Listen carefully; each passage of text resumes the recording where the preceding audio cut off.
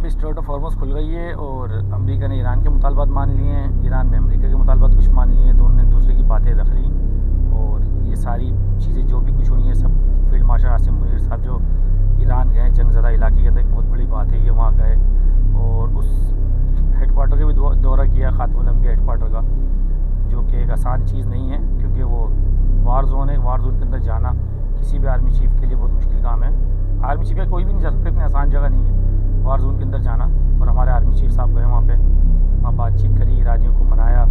ईरानियों के जो मुतालबात थे, 10 मुतालबात थे, जिसमें स्ट्रेट ऑफ हॉर्मुज़ का कंट्रोल उनके हाथ में होना चाहिए था और यूरेनियम वो अमरीका को नहीं देंगे, अमरीका के अड्डे ख़त्म करवाएंगे खत्ते में से। लबनान का मसला था, लबनान की जंगबंदी का मसला, और भी बहुत सारे मसले थे। उसमें सबसे बड़ा मसला इनके ऊपर पाबंदियाँ हैं, इनके जो अपने एसिड हैं जो मुंजमद हैं अमेरिका के अंदर और दुनिया के दूसरे ममालिक के अंदर, उनको उनकी बहाली थी, जिसमें से कुछ मुतालबात अमेरिका ने मान लिए और कुछ मुतालबात ईरान ने भी माने अमेरिका के, जिसमें एक ये था स्ट्रेट ऑफ हॉर्मुज़ बिना किसी शराइत के पुरानी जगह पर बहाल हो, अपनी जैसी चलती थी वैसे चले, और अमेरिका अपने फौजी अड्डे ख़त्म नहीं करेगा खत्ते के अंदर से। दूसरी चीज़ ये थी। तीसरी चीज़ ये कि अमेरिका हिज़्बुल्लाह को गैर मुसल्लह करना चाहता है, इजराइल ने अमेरिका को भी, ये भी एक बात है। हम ईरान ने भी इनकी मुतालबात मान लिया, अमेरिका ने भी ईरान के मुतालबात माने हैं कि वो अपनी 20 अरब डॉलर की जो ईरान के असासे हैं वो अमेरिका के अंदर से कैश की रकम में ईरान को इंशाल्लाह वो अदा कर देगा। और भी बहुत सारी चीज़ें हैं, जैसे कि साउथ कोरिया के अंदर ईरान के अपने एसिड हैं वो बहाल होंगे, और ईरान की जो यूरेनियम है वो भी अमेरिका लेकर जाएगा अपने साथ। ईरान तो मना कर रहा है लेकिन अमेरिका कह रहा हम लेकर जाएंगे।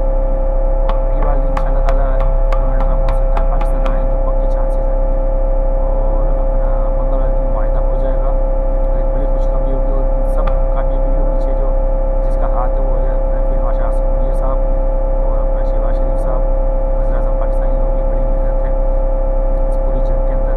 और इंशाल्लाह ताला अल्लाह पाक इनको नोबेल प्राइज़ का इनाम भी दिलवाए। इन्होंने बड़े बड़े एफर्ट किए दुनिया के लिए, दुनिया को वर्ल्ड वार 3 से बचाया। तो अल्लाह करे आगे भी जंग बंदी बरकरार रहे, दोनों फरीक एक दूसरे के एहतराम करें मुआहिदे का और जंग बंदी बरकरार रखें, क्योंकि इस जंग बंदी से जो सबसे ज़्यादा फ़ायदा अगर किसी मुल्क को है, पाकिस्तान ने मेहनत तो करी है तो, लेकिन फ़ायदा भी सबसे ज़्यादा पाकिस्तान का ही है। और जंग होने से सबसे ज़्यादा नुकसान भी पाकिस्तान का ही था, क्योंकि पाकिस्तान के सबसे ज़्यादा आफ्टर शॉक जो आने हैं जंग के वो पाकिस्तान के अंदर ही थे अगर जंग ये कंटिन्यू रहती। लेकिन जंग ख़त्म हो गई तो उसके फ़ायदे भी पाकिस्तान को है और अब दुनिया एक नए वर्ल्ड ऑर्डर की तरफ जा सकती है। अभी से ही तकरीबन नए न्यू वर्ल्ड ऑर्डर जैसी बातें हो रही हैं दुनिया के अंदर, तो हो सकता है अब न्यू वर्ल्ड ऑर्डर की तरफ दुनिया जाए, क्योंकि अपना ईरान जंग के बाद अमेरिका पहले वाली पोजीशन पे नहीं रहेगा, इजराइल भी पहले वाली पोजीशन पे नहीं रहेगा। इजराइल का जो एक लोग दिल में डर और खौफ था कि इजराइल ऐसा है वैसा है, नॉन टचेबल है और पत्नी क्या क्या लोग उसके बारे में बोलते थे, और आयरन डोम जैसी शील्ड है उसके पास, वो पूरा कवर्ड है, ये सारी चीज़ें सब मिथ ख़त्म हो गई है इजराइल की। और अमेरिका के बारे में लोग दुनिया में बोलते थे सुपर पावर है और मकसद अनटचेबल है। अमेरिका सुपर पावर तो है अभी भी और रहेगा, लेकिन वो बात नहीं रहेगी जो आज इस जंग से पहले थी। अब इस जंग के बाद अमेरिका का भी बहुत कुछ लूज़ हो चुका होगा।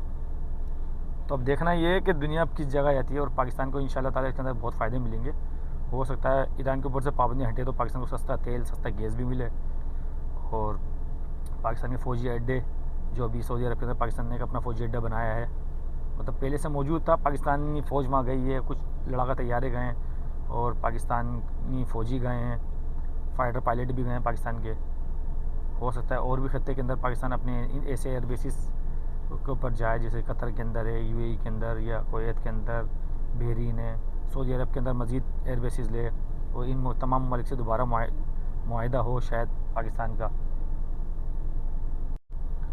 डिफेंस पैक्ट जो अपना सऊदी अरब के साथ होता वो मुआहिदा भी इन ममालिक के साथ हो, कतर, बहरीन, यूएई और कुवैत, इनके साथ भी ये मुआहिदा हो जाए तो ये पाकिस्तान के लिए अच्छा है, इन ममालिक के लिए अच्छा है। ये सारी सिक्योरिटी इंशाल्लाह ताला ये पाकिस्तान के पास आ जाएगी इस खत्ते की, मिडिल ईस्ट की इंशाल्लाह।